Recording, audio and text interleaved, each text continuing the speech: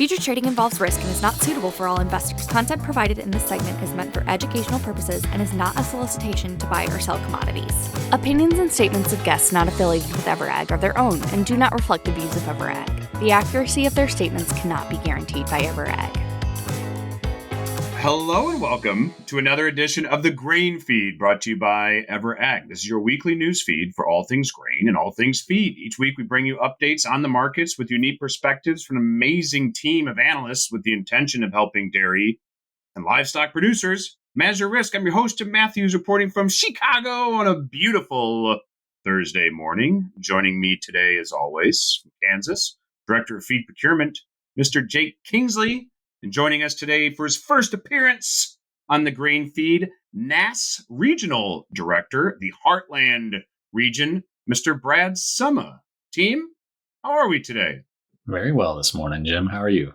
I'm doing fine, thanks. Brad, how are you? We're doing excellent in St. Louis. It's going to be a little warm today, but it is a beautiful sunny day, and it's going great right now. Excellent. That is awesome. Yeah, we do have, we have, I think, a little bit cooler weather coming in to the Midwest maybe this weekend, but holy smokes. I mean, we're at another day of 80s and sunny, at least up here in Chicago. So glad to hear you're enjoying that warmth down there in St. Louis. Brad, speaking of a warm and sunny day in St. Louis, it is a pleasure to have you here on the show. Would you mind telling us a little bit about yourself and what you do within the USDA? Sure. So I'm a regional director. I'm in charge of 2 states, and NASS, our mission is to provide timely, accurate, and useful statistics in service to U.S. agriculture. That is our textbook mission statement. I work with Missouri and Illinois, but I'm part of a larger agency that sets numbers for all types of agricultural production across the country. We're kind of like a data collection factory. We are continually collecting data from farmers and other sources, and then we have a calendar of releases that we put out, and we release estimates of these agricultural commodities at a predetermined time. The way we do that is we have a list of farm operators that we maintain. We keep our list up to date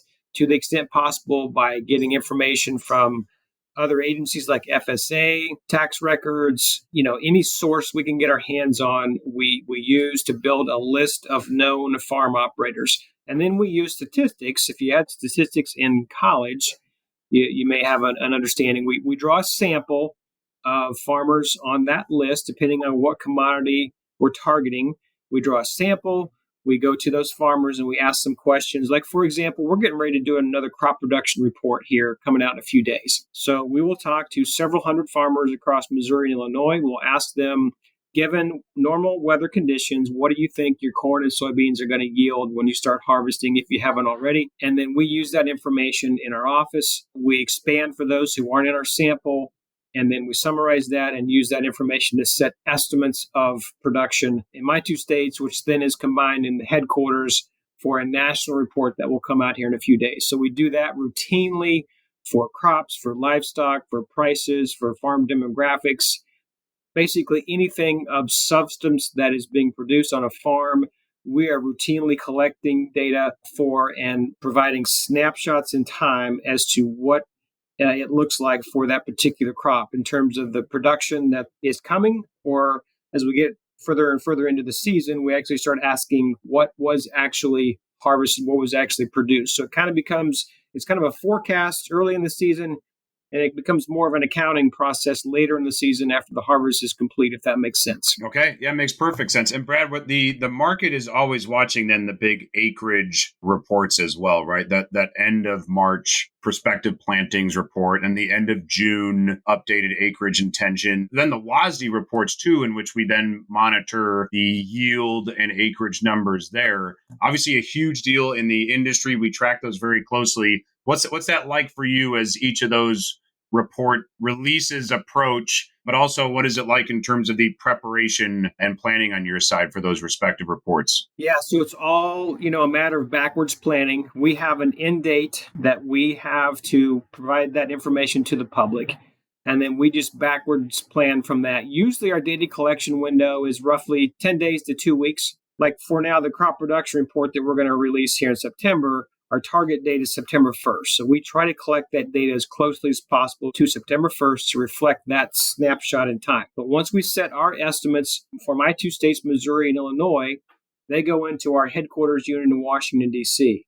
And then they go through a very, very secure process where they have a wing, they lock down, there is no communication to the outside world for the few hours they're putting that report together. And so they will put together the numbers for the nation and each state. And then they work together with the World Board, and the numbers that we produce for the United States go directly into that World Agricultural Outlook report, the WASDE report. They use our numbers for the U.S. piece, and then they then bring in whatever information they have for other countries across the world and complete that supply and demand reports. Because really, as you know, it's a global market. And whatever we produce here in the U.S. interacts and relates to what's being produced in other countries across the world, and all of that can have an impact on the price. So when it does finally come out, our numbers, our reports can definitely affect the markets. But what's going on in Brazil, China, Argentina, those issues can affect the markets as well.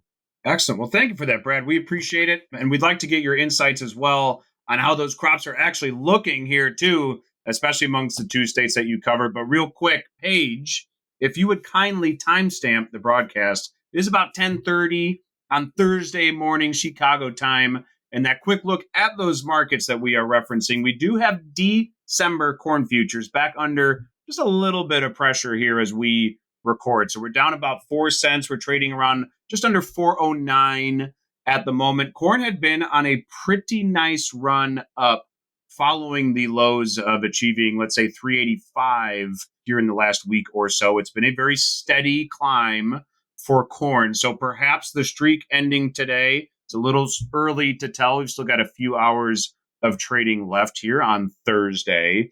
But for now, the screens are mostly red. So we have Dece at 409. March is back under 430. So an impressive run lately for March corn futures. We have beans, Novi beans, down at 1014 at the moment. That's down about 7 cents here this morning. And then December meal, that stubborn little byproduct, is down about $8, just under 322. Meal has been on a very impressive climb as well here over the last week or so, really since I'd say that August WASDE report that we tracked so very closely. And we'll be talking about that stubborn little byproduct with Jake here momentarily. But I guess to stay focused on corn and beans for the moment, Brad. So, I mean, you track two very impactful states. Obviously, my own bias is going to be towards the Illinois side of the river, personally.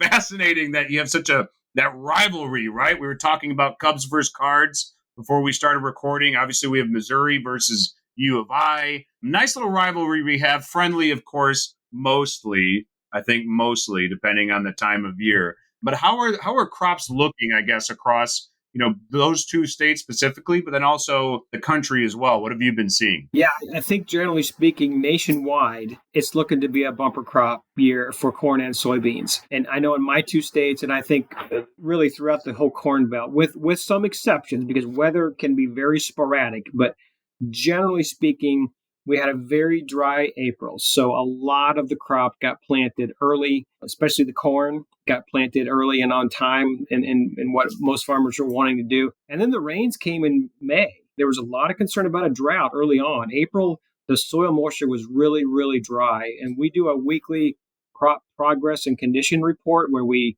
ask people their thoughts on the soil moisture and the overall growing conditions. And then we just track the progress of planting. And then once the crop emerges, we track the different stages of the crop. So right now, we are on track for a really, really good crop for both corn and soybeans. Actually, I think Illinois, our first forecast in August, we came out with like 225, which is a record. Missouri, I think we're at 181, which is the second biggest yield.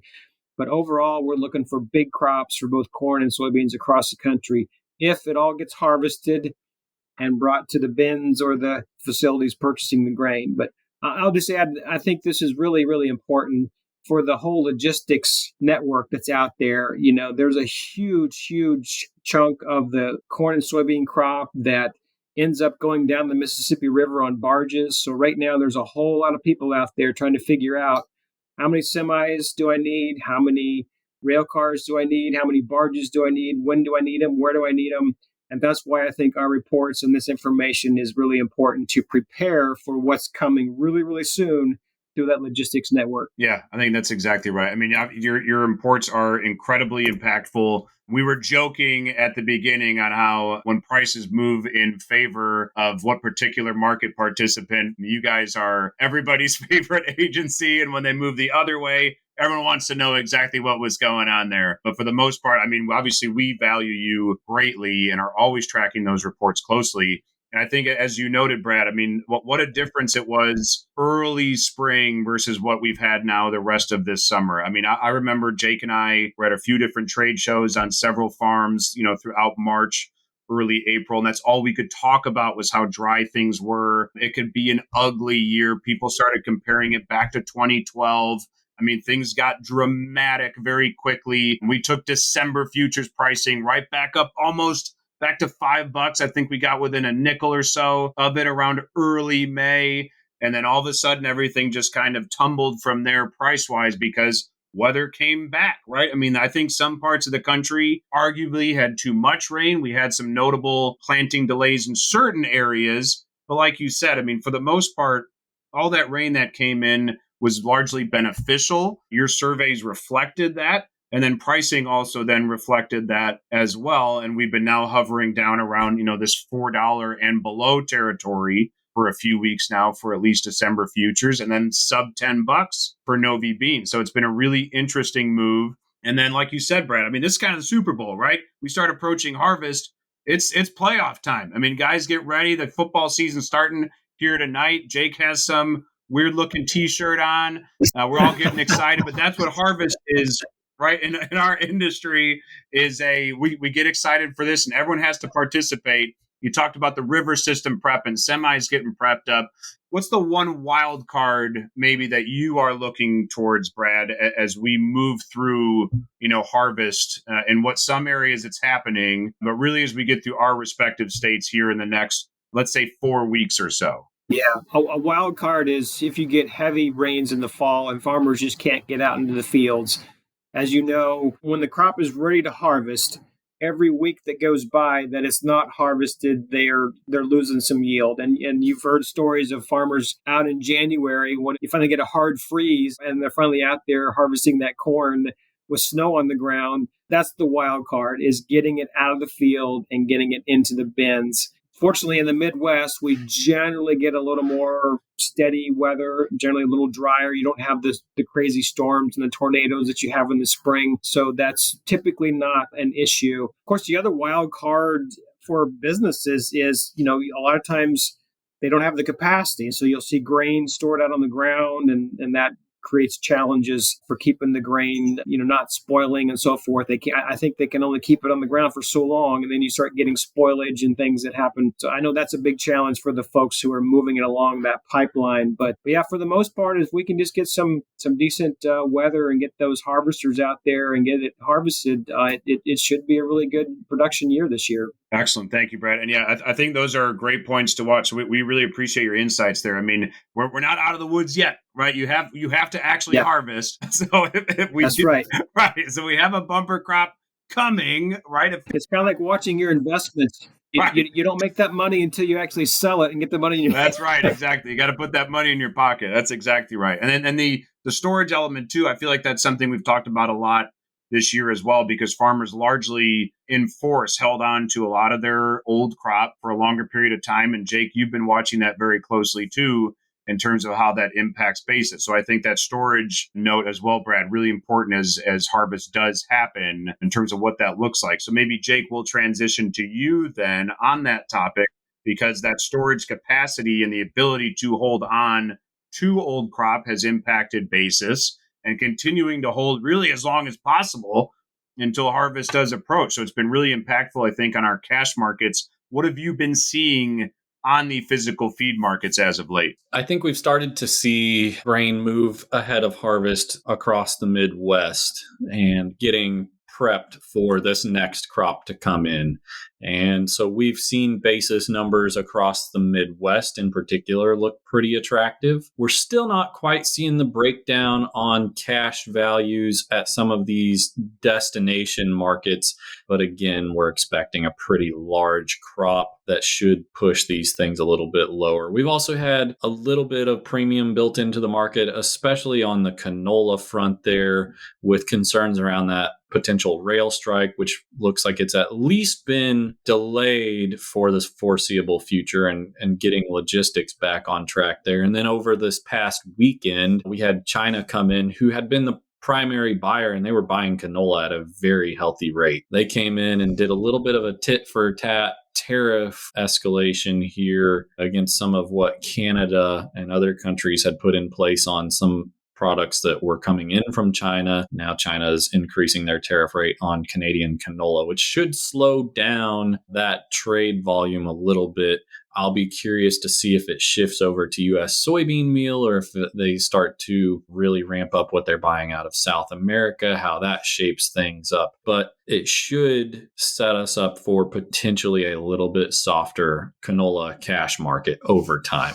And then, of course, we're a matter of weeks away from harvest here, where it appears that we're going to have a very sizable soybean crop. And again, we have to remind ourselves that we are adding soy crush capacity here domestically that should make product more available to end users. So protein markets seem to be trying to move in our favor a little quicker than the corn market has been on the basis side of things. Still, all in all, I think we've got opportunity as end users, especially feed buyers. I think the thing to kind of note, and a lot of people are asking the question of why and what's going on, is we've had a little bit of a rally both in corn and soybean meal futures over the last couple weeks, really over the last week and a half, I guess I should say. I do wonder if that is prepping for some rate cuts potentially in the next week or two, or some other concerns around global economics, but the fundamentals are still there to not be overly concerned with this thing running away from us. Just to pin you on it, are we chasing this rally? No. Perfect. Not by any means here. And something, Jake, the discussions that you've been having and we've been having with folks now over the last handful of weeks has been from a seasonal perspective. And we really like to talk about that, don't we? Our seasonal charts that we like to monitor closely, but they exist for a reason, right? Because it's a cyclical market. And as we point out to folks, that oftentimes this corn market especially bottoms out somewhere after that August WASDE report. Perhaps it's a little bit of that sell the rumor, buy the fact type of reaction. Maybe managed money has extended itself a little bit too far as we move through, but you get that key August period where not only is Brad and NASS surveying and producing numbers, you then have private entities that are going out and generating their own crop tours. So a lot of big numbers are thrown at us there through late August. And then suddenly we're in that period of we don't know. It feels like the crop has essentially been made. But like we were saying with Brad earlier, it's not really, we don't have it yet. It's not out of the field yet. So there is a period of risk and vulnerability until we actually see those combines running and know what those real yield numbers are. So we're not exactly surprised at seeing prices elevated. I think I personally was a little surprised at maybe how quickly things bottomed out and then elevated. So I think that rightfully so, people are calling in and asking, hey, what's happening here? Did we miss something? But Jake, I think you and the feed squad did an excellent job. I mean, I think folks mostly have been bought and or priced up, either physically owning and or managing risk at or near what had been the lows of, let's say, July and early August. So no real need to panic and chase this thing from a grain and feed buying perspective. Always keep that in mind in terms of which side of the market we are referencing here. So it's going to be a really interesting stretch. Jake, you also mentioned the macro element of, pending interest rate cuts, the U.S. dollar weakening. We've seen a nice flurry of export demand for U.S. grains and oilseeds as of late. So there are other items we have to look for besides just the supply, but supply is the name of the game at the moment. Only other thing I would maybe mention about logistics is if it's too dry, then you get into issues with the Mississippi River and barges being able to flow down them. So you need a nice mix between you need some dryness to run the combines, but you need some moisture to keep the Mississippi River flowing freely. Yeah, that's exactly right. That's an excellent point, because if we can't ultimately get those barges downriver, or at least not effectively, it starts to elevate basis pricing, along the river system at the Gulf, and it makes what was a very competitive U.S. export price perhaps slightly less competitive to our friends in South America. So I think that's an excellent point. Well, gentlemen, excellent work today. Yeah, Brad, this was a huge pleasure to have you here. Thank you so much for joining the show and providing your insights. Thank you very much for being here, Brad. Thank you. We'd also like to thank Corey and the EverAg Insights crew for their support. Thank you to Paige for her production magic. And thank you to the viewers for watching the Grain Feed. Contact information is on the screen. We greatly appreciate your feedback. That's all for today. We'll see you next time on the Grain Feed.